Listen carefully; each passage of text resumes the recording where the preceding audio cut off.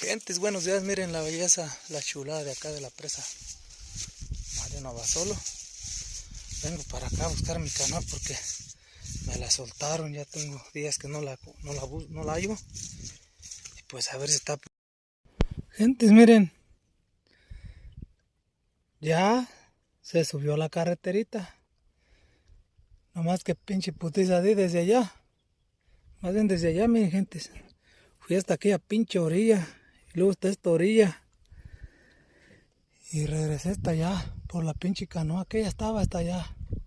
Y pues ya vengo a entregar esta canoa, gente. Saludos, saludos. Feliz domingo. Y pásenla bien chingón porque el león anda bien cansado. Que se chingó 2 horas remando, a lo mejor está más.